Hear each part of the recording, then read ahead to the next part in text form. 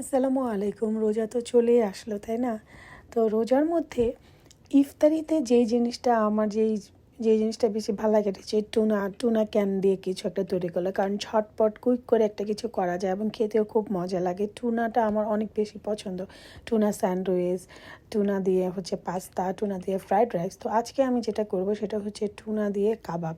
এবং এটা যে শুধু ইফতারিতে সেটা না, এটা হচ্ছে পোলাওর সাথে ঈদের সময় কিন্তু এই কাবাবটা খুব ভালো যায়।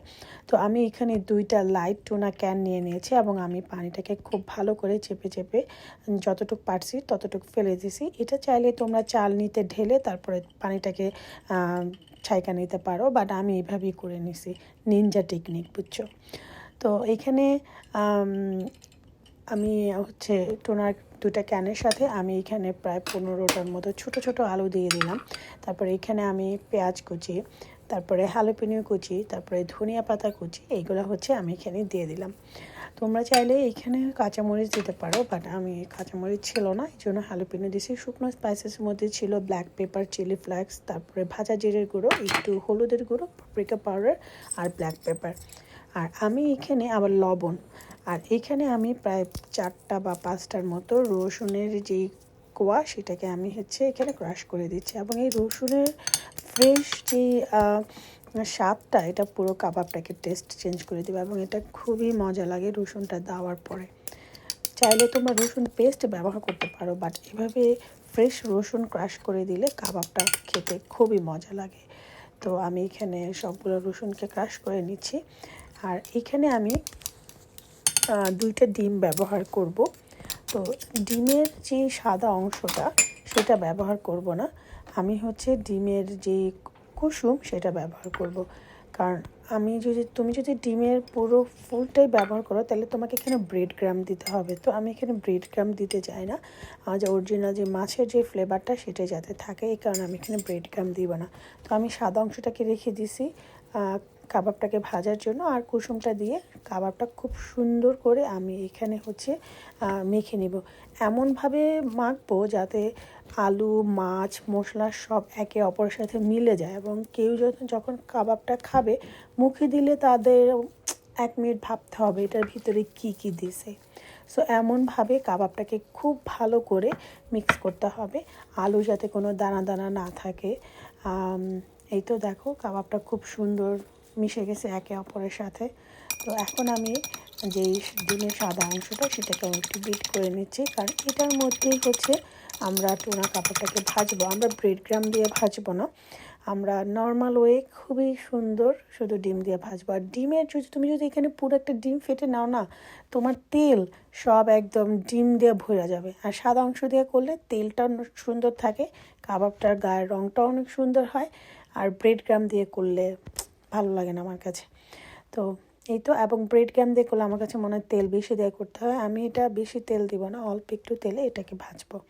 চাইলে এটাকে এয়ার ফ্রায়ারও করতে পারো, বাট আমি এয়ার ফ্রায়ারতে দিইনি, আমি হচ্ছে এমনি নর্মাল ফ্রাই প্যানে ভেজে নিছি। তো দেখো টুনা কাবাবগুলো হচ্ছে কত সুন্দর রাউন্ড গোল হয়ে গেছে। তো আমি এভাবে সবগুলো টুনা কাবাব বানিয়ে নিচ্ছি।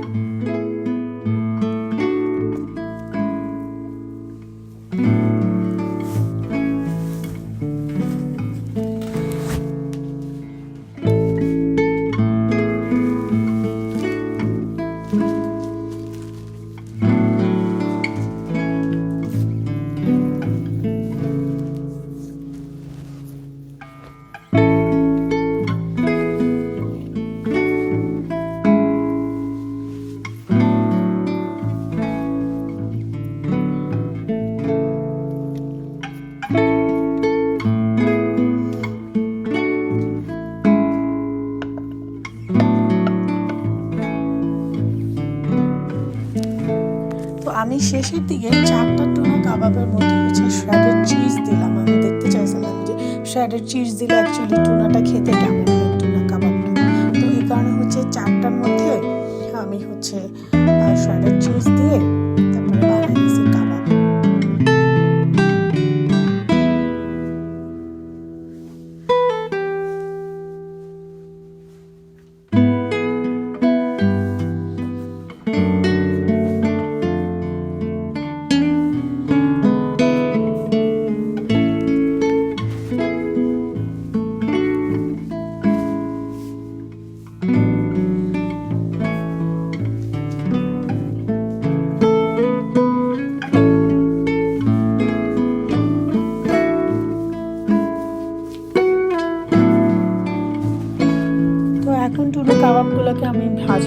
দেখো আমাদের সবগুলো টুনা কাবাব হয়ে গেছে।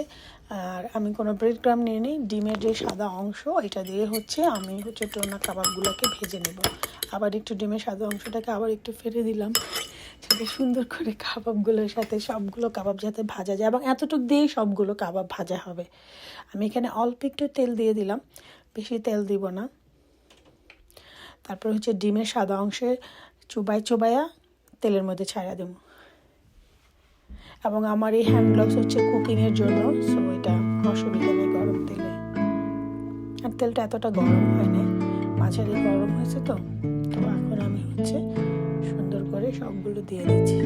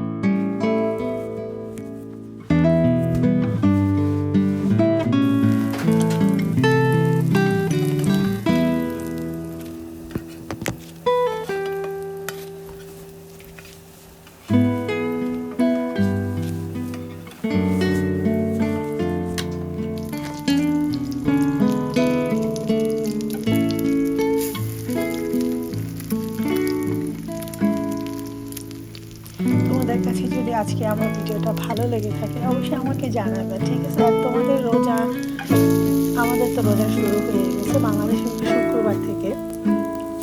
তোমরা কবে কি রোজা রাখতেছো, কবে থেকে জানাবে আমাকে। আমি এখন রোজা রেখে ভয়েস ওভার করতেছি।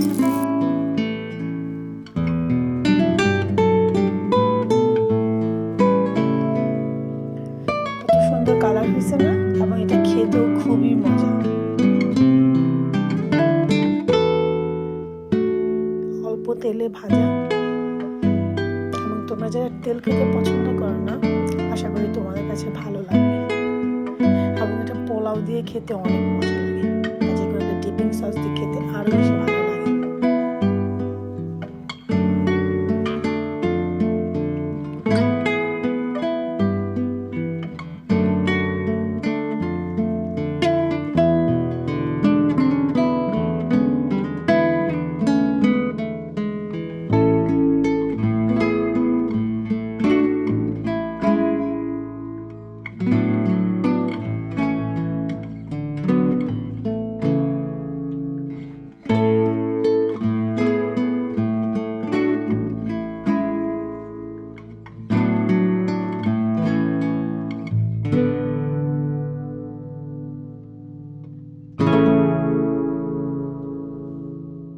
আমাদের মিউজিকের সাথে সাথে আমাদের টুনা কাবাবও রেডি।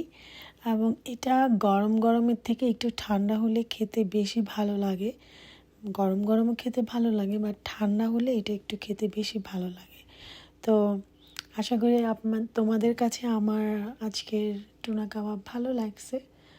আর রোজার মাসে বেশি বেশি করে আল্লাহর ইবাদত করো, বেশি বেশি করে দোয়া করো, আমার জন্য দোয়া করো, তোমাদের সবার জন্য অনেক দোয়া রইলো। আর দেখো চিজ ভিতরে যেটা, এটা কেমন খুবই মজা লাগছে কিন্তু। তো আমি দেখাইলাম তোমাদের। আর তোমরা ভালো থাকবা। আল্লাহ হাফিজ।